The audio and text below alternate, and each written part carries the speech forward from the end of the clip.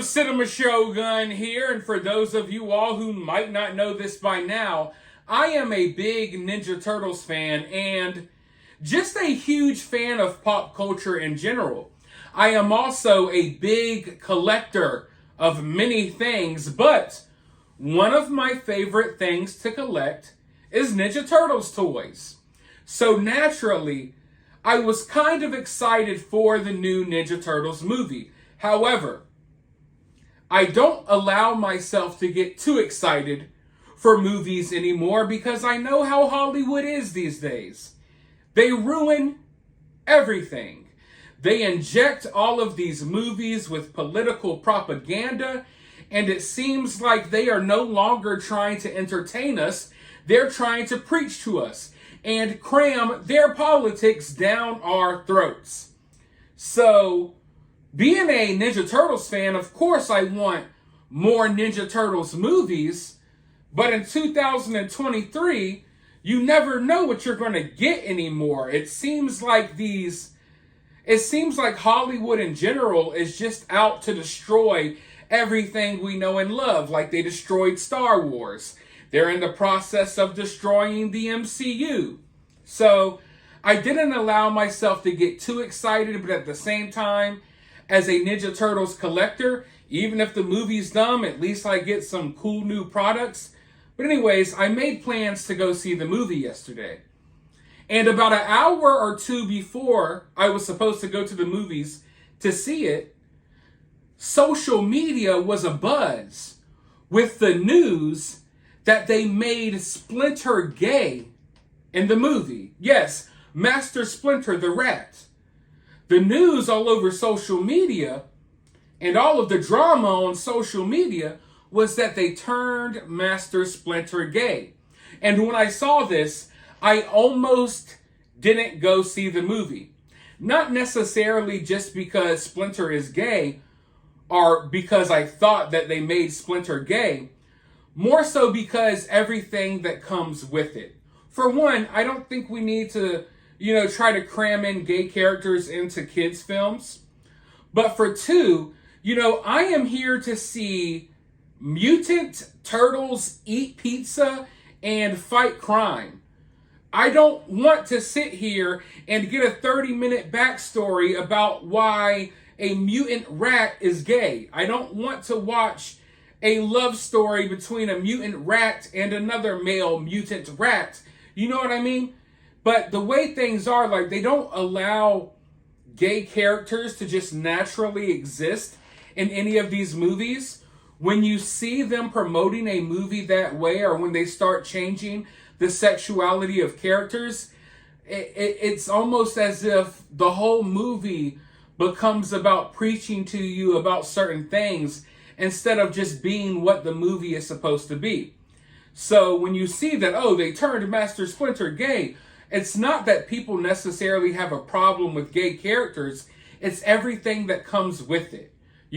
We're here to escape reality and watch freaking Ninja Turtles. We're not here to learn about Splinter's gay relationships. But I decided to go see the movie anyway. And to my surprise, Master Splinter was not gay in the movie at all.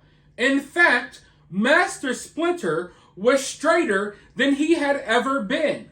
I never once, and listen, I'm a big fan of the Ninja Turtles, but I'm more so a fan of the action figures. I've seen most of everything there is out there, but I can't remember, the specifics of every single episode and every comic book ever released. But I never really remember hearing or seeing or reading anything about Master Splinter, being in any relationships or having interest in any type of things like that. You know what I mean?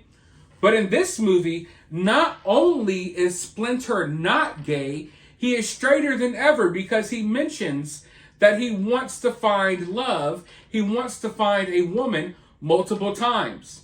One joke early on in the movie is that he checks dating apps pretty often to see if there's a female mutant out there that he could hook up with, because he's a giant rat. Obviously, women aren't going to be attracted to a giant rat. So he's loveless, but he's been looking for love. And in the movie, he does find love. A cockroach, scumbug, the TMNT villain. That is usually a man, but in this movie, they changed the genders of a few of the different villains, like Wingnut, Leatherhead right here, and Scumbug. They all are women now. And I mean, I'm not going to say that I'm super happy about those choices, but it is what it is, right? But I don't understand why this lie was being spread in the first place. Listen, I am as anti-woke, if you will, as they come. I really hate all of this political propaganda that is stuffed into our movies and comic books and our video games and you name it. I'm against all of that stuff. But when I look around, there are plenty of woke movies and TV shows and comic books for us to complain about. There's no need to create lies about something that isn't woke. And the TMNT movie Mutant Mayhem is not woke at all. It's actually everything that us fans have been asking for. A fun movie that pays homage to the source material, that gives us a little something new, that doesn't preach to us, that just allows us to have fun. And that's what the new movie was. And the fact that people were spreading this lie about Splinter being gay, it didn't make much sense to me because we have so many other things that we could be calling out. There's no need to just create fake nonsense just to enrage people, I guess. I don't know. I saw it and it kind of ticked me off. And then I went to the movie and I thoroughly enjoyed myself. Probably one of the best comic book movies I've seen in a long time. I didn't expect the movie to be as good as what it was. And I'm not someone sitting here that thought it was far-fetched that they would turn Splinter gay. It sounded believable because that is what Hollywood is doing. Now, don't get me wrong. Splinter's relationship, it's definitely an interesting choice. It's with a flying lady cockroach. But I don't want to spoil the movie for you. But if you watch the movie in context, it makes sense. And it's also kind of a running joke. And this movie has a lot of running jokes. And if you actually watch the movie, instead of listening to people complain about it that didn't even watch it, you'll probably enjoy some of the running jokes as well. But what makes matters worse to me is that, okay, I get it. A lot of people were tricked into believing that Splinter was gay. But now that we know that that was a blatant lie, why can't we move on? But it seems as if people aren't ready to move on. They're still trying to spread this lie. Instead of just admitting, hey, I got this one wrong, which is okay to get one wrong every now and then, right?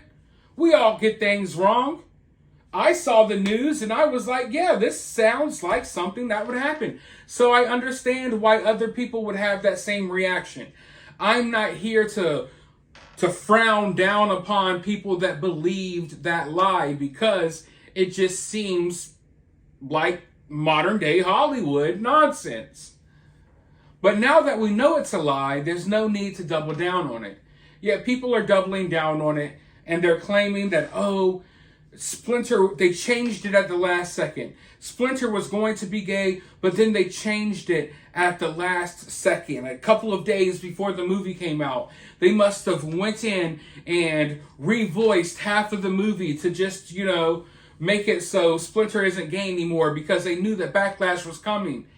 And I'm not saying that Hollywood is not capable of doing something like that, but that's simply not the case here. For one, Master Splinter is voiced by Jackie Chan. The LGBTQ community hates Jackie Chan. Jackie Chan isn't down with all of that stuff. Jackie Chan loves the CCP. And I don't think Jackie Chan would be voicing a gay character in the first place.